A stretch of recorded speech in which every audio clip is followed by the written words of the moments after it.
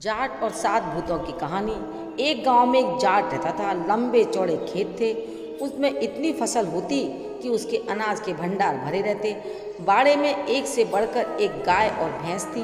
बैलों की जोड़ी तो इतनी अच्छी थी कि पूरे गांव में किसी के पास नहीं थी। नाते रिश्तेदारों को भी उसने उधार पैसा दे रखा था। घर में दूध दही की कोई कमी नहीं थी। जाट तो आराम से खाट पर बैठकर हुक्का उड़ाता था और बहुत मज़े से रहता। जाट का बेटा कोई काम नहीं करता था क्योंकि वो तो खाता पीता घूमता और अलमस्त रहता था। जाट ने भी कभी अपने बेटे को काम के लिए नहीं कहती थी क्योंकि उसे लगता था कि जैसे ही बेटा बड़ा होगा सारे काम की जिम्मेदारी खुद संभाल लेगा।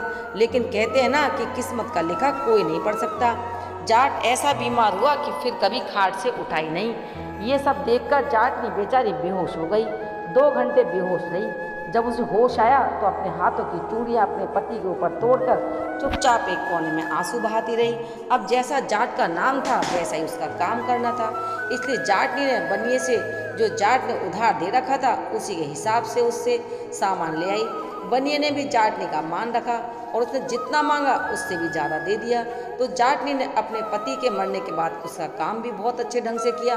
बहुत सारे लोग खाना खाने आए, लेकिन जाटनी के बेटे को तो इन कामों से कोई मतलब ही नहीं था कि कौन सी चीज़ किस भाव से आई है। जाटनी बहुत सीधी सादी थी, वो उन हिसाब के बारे में जानती नहीं थी। जब सारा काम हो गया तो बनिए ने हिसाब लिखवाया तो सुनकर जाटनी की तो सांस अटक गई। सारी संपत्ति बनिए के नाम लिखाई, तब भी हिसाब चुकता नहीं हुआ। जाट ने एक गलती बहुत बड़ी की थी। उसने जिसको उधार दिया उसका कोई हिसाब नहीं लिखा। इसलिए किसी भी कर्जदार ने जाटनी को एक पैसा भी वापस नहीं किया। किसी ने उधार तो वापस नहीं दिया और तो और जो बनिया था उसके कारण बेचारी जाटनी का जीना मुश्किल हो गया। तब जाटनी ने अपना घर भी बेचा, तब जाकर बनिए का उधार चुकता हुआ। अब बेचारी जाटनी अपने बेटे के साथ एक झोंपड़ी में रहने लगी और एक दिन तो ऐसा आया कि दोनों माँ बेटे को रोटी के भी लाले पड़ने लगे।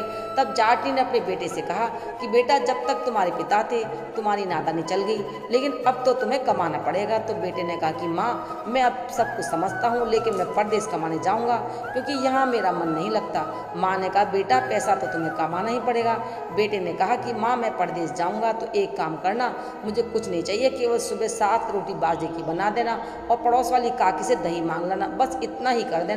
सुनकर बेचारी जाटनी की आंखों में आंसू आ गए कि कैसा समय आ गया। एक वो समय था जब मैं पूरे गाँव में छाछ बांटती थी। अपनी आंखों के आंसू पहुँचकर जाटनी ने कहा कि ठीक है बेटा, मैं तुम्हारे लिए कल 7 रोटी बाजरे की बना दूंगी। और सुबह जाटनी ने बेटे के लिए बाजरे की 7 रोटी बना दी और एक हांडी में दही मांग लाई और उस दही को अपने बेटे को सौंप दिया। तब बेटा सुबह जल्दी बाजरे की 7 रोटियां और हांडी में दही लेकर कमाने के लिए चल दिया। रास्ते में बनिए की बहुत बड़ी हवेली थी।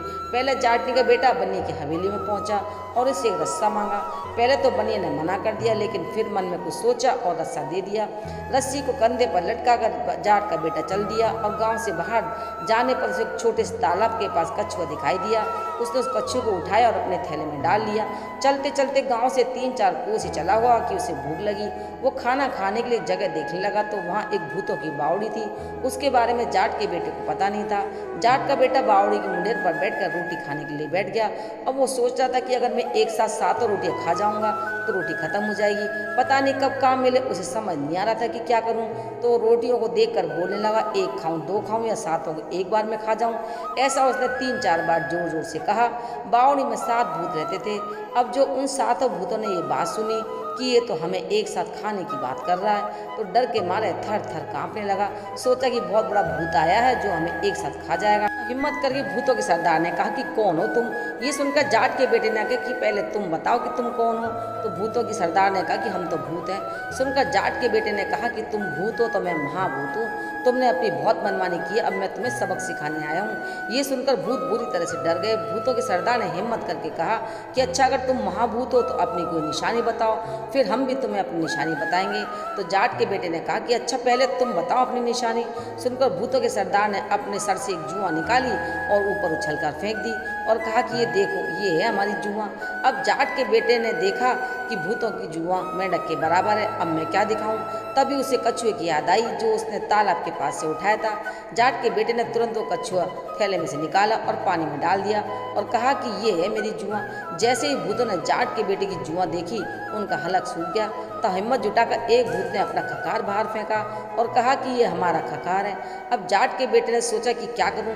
तभी उसे हंडिया का दही दिखाई दिया। उसने तुरंत दही की हंडिया को कुएं में डाल दिया और कहा कि ये है मेरा खकार। इतना सारा खकार देखकर भूतों के तो प्राण सूख गए। तब किसी तरह से हिम्मत जुटाकर दूसरे भूत ने अपने शरीर का एक बाल तोड़कर बाहर फेंका और जाट के बेटे से कहा कि ये है हमारे सिर का बाल। उंगली के बराबर भूतों के शरीर के बाल को देखकर जाट के बेटे के कंधे पर लटकी रस्सी को जोर से नीचे फेंका कि ये मेरा मोटा और लंबा बाल। क्योंकि जाट के बेटे के पास जो रस्सी थी वो कलाई के बराबर मोटी थी। छपाक की आवाज़ के साथ रास्ता नीचे गिरा तो भूत ने सोचा कि अब तो इस महाभूत के सामने हम कुछ नहीं कर सकते। भूतों के सरदार ने हिम्मत जुटाई और कहा कि देखो तुम हमें छोड़ दो, हम तुम्हें एक ऐसी कढ़ाई देते हैं, उस कढ़ाई से तुम जितने भी जैसे ही पकवान मांगोगे वो सब तुम्हें तुरंत मिलेगी। जाट के बेटे ने कहा भूतों से तुम ये कैसा मजाक कर रहे हो। भूतों के सरदार ने कहा ये मजाक नहीं है, ये जादुई कढ़ाई है। सुनकर जाट के बेटे ने कहा अगर तुम्हारी बात झूठी हुई तो ध्यान रखना सबको खा जाऊंगा। भूतों से लेकर वो कढ़ाई खुश हुआ, सोचा कि माँ को दिखाऊंगा तो बहुत खुश होगी। लेकिन अभी दिन है, उसने सोचा कि दिन में चला गया तो गांव के लोग मुझे देखकर हंसेंगे, मजाक बनाएंगे कि लो ये तो कमाई कर लाया, इसलिए मैं अंधेरे में जाऊंगा। अब वो थोड़ी देर एक पेड़ के नीचे विश्राम करने लगा। जब शाम ढलने लगी जाट का बेटा अपने गाँव की ओर चल दिया। रास्ते में बनिए की हवेली थी। जाट के बेटे को बनिया बाहर खड़ा मिल गया। बनिया जाट के बेटे से पूछने लगा कि तुम इतनी जल्दी वापस कैसे आ गए। जाट के बेटे ने बनिया को कढ़ाई के बारे में कुछ नहीं बताया, लेकिन उसे भूख लगी थी इसलिए उसके मन में पकवान खाने की इच्छा हुई। जादुई कढ़ाई मन इच्छा को पूरी करने वाली थी, इसलिए तुरंत उस जादू कढ़ाई से बहुत सारे पकवान उसके सामने आ गए। ये देखकर जाट का बेटा बहुत प्रसन्न हुआ, पेट भर के भोजन किया। लेकिन कढ़ाई को देखकर बनिए का मन ललचा गया कि ये तो पैसे कमाने की मशीन है। जब कढ़ाई से भोजन दिया करूँगा लोगों को और फिर उनसे ब्याज पर पैसा वसूल करूँगा, कोई शादी वगैरह अगर होगी तो लोगों से को खाना खिलाकर बहुत सारा पैसा कमा सकता हूँ। खाने की कोई कमी भी नहीं होगी और पैसा भी खर्च नहीं होगा, मैं खूब धनवान हो जाऊंगा। तब बने ने जाट के बेटे को बातों में बहला फुसला कर रात में हवेली में सोने के लिए मना लिया। जब जाट का बेटा थकान के कारण गहरी नींद में सो गया तब बने ने जादू कढ़ाई की जगह अपनी साधारण कढ़ाई रख दी। सुबह होने पर जाट का बेटा उठा, अपनी माँ के पास चल दिया। घर पहुँचा तो माँ ने पूछा बेटा इतनी जल्दी कैसे आ गए। ये सुनकर जाट के बेटे ने कढ़ाई दिखाते हुए कहा माँ देखो मैं क्या लाया हूँ, तुम जो पकवान खाओगी अभी खिलाता हूँ। पहले तो माँ को विश्वास हुआ, फिर बेटे ने बहुत कहा तो माँ के कहने पर बेटे ने कढ़ाई से पकवान मांगे, लेकिन कढ़ाई तो बनिया ने बदल दी थी इसलिए उसमें से कुछ नहीं निकला। ये देखकर जाट के बेटे को भूतों पर बहुत गुस्सा आया कि भूतों ने मेरे साथ बेईमानी की है, उन्हें तो मैं मजा चखाऊंगा। अब वो तुरंत भूतों की बावड़ी पर पहुंच गया। वहाँ पहुंचकर उसने कहा अरे भूतों तुमने मेरे साथ बेईमानी की है, ये तुमने मेरे साथ अच्छा नहीं किया। सुनकर भूतों के सरदार ने पूछा क्या हुआ। जाट के बेटे ने कहा कि तुमने मुझे जादुई कढ़ाई के बदले नकली कढ़ाई दे दी। सुनकर भूतों ने कहा कि नहीं ऐसा नहीं हो सकता, लेकिन फिर भी तुम्हें लगता है तो हम तुम्हें एक बकरी देते हैं जो सोने की मैंगनी करती है, इसे ले जाओ और हमें छोड़ दो। जाट के बेटे ने वो बकरी ली और चल दिया। अब बनिया जाट के बेटे पर नजर रख रहा था। जैसे ही जाट के बेटे को आता हुआ देखा तुरंत कहने लगा अरे ये क्या तुम बकरी लेकर घूम रहे हो जो तुम्हें शोभा नहीं देता। अगर तुम्हारे घर दूध दही की कमी हो तो बाड़े में 2-4 भैंस बनवा दो। जाट के बेटे ने कहा अरे नहीं ऐसा कुछ नहीं है, ये बकरी साधारण नहीं है, सोने की मैंगनी करती है। बनिया बोला क्यों झूठ बोलते हो। जाट के बेटे ने कहा चलिए अपने घर। जाट का बेटा बनिया घर गया। थोड़ी देर बाद बकरी ने सोने की मैंगनी कर दी। ये देखकर तो बनिया दंग रह गया, सोचा इसको भी कब्जे में ले लूँ तो जिंदगी में पैसे की कभी कमी नहीं आएगी। सेठ के बेटे को अपनी बातों में लगाकर वहीं अच्छा खाना खिलाया, वहीं सुला लिया। जाट के बेटे को कुछ पता तो था नहीं, सो गया। सोचा सुबह जाकर माँ को दिखाऊंगा।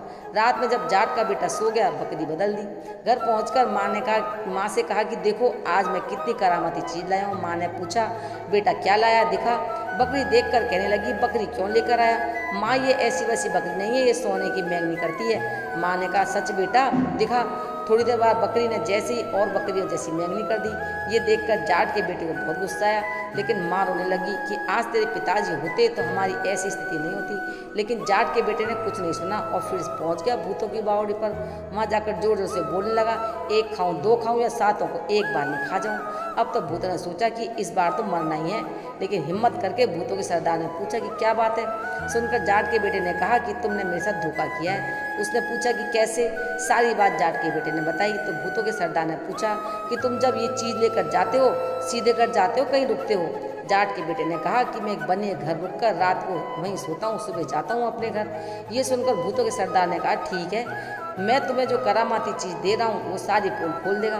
भूतों के सरदार ने जाट के बेटे को एक रस्सी और डंडा दे दिया और बताया कि तुम्हें बनिए के घर जाकर कहना है कि जिसने मेरी जादुई कढ़ाई और बकरी ली है, रस्सी उसे बांध दे और डंडे उसकी पिटाई कर, फिर तुम कमाल देखना। जाट का बेटा कहने लगा, इस बार भी तुमने झूठ बोला तो ध्यान रखना। भूतों के सरदार ने कहा कि वादा रहा, इस बार भी अगर झूठा हुआ तो तुम हमें खा लेना। जाट का बेटा वहाँ से चल दिया। बनिए के घर पहुंचा। देखते ही बनिए ने कहा, अब कौन सा धंधा ले लिया तुम तो चौधरी हो। जाट के बेटे ने कहा, रस्सी जिसने भी मेरी करामाती चीज ली है उसे बांध दे। बनिए को बांध दिया। फिर डंडे को आदेश दिया तो डंडे ने पीटना शुरू किया। अब तो बनिया जोर जोर से चिल्लाया। जाट के बेटे ने पूछा, क्या तुमने मेरी जादुई बकरी कढ़ाई ली है? सुनकर बनिया कहने लगा, हाँ हाँ ली है, क्योंकि डंडे की मार उसे इतनी जोरों से लग रही थी कि उसकी जान निकल गई। जोर जोर से चिल्लाया, रोने लगा। तब जाकर जाट के बेटे ने डंडे और रस्सी को आदेश दिया, रुक जाओ। तब जाकर डंडा पीटने से रुका। फिर रस्सी को खुलने का आदेश दिया। रस्सी भी खुल गई। जाट के बेटे ने कहा कि तुरंत लाकर दोनों चीज दो, नहीं तो देख लो। बनिया भागकर अंदर आया।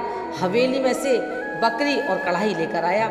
जाकर जाट के बेटे को दे दी, उससे माफ़ी मांगी। अब जादुई कढ़ाई और बकरी को लेकर वो घर पहुंचा। माँ को दिखाया तो सच में कढ़ाई अच्छे अच्छे पकवान देती थी और बकरी सोने की महंगी करती थी। अब तो उनके पास इतना धन हो गया कि एक उसने बहुत बढ़िया सा मकान बनवाया। खेत खलियान, गाय भैंस बैल सब कुछ हो गया। पूरे गांव में उसका नाम हो गया। तो देखा दोस्तों आपने किस तरह से जाट के बेटे ने अपनी चतुराई से बने को सबक सिखाया। ये कहानी दादी नानी के ज़माने की है, जिन्हें हम छोटे छोटे थे तब सुना करते थे। ये कहानी जितनी मज़ेदार होती है उतनी ही शिक्षाप्रद भी होती है। तो ये कहानी आपको कैसी लगी कमेंट करके जरूर बताएं। पसंद आए तो लाइक करें, शेयर करें, सब्सक्राइब करें। राधे राधे।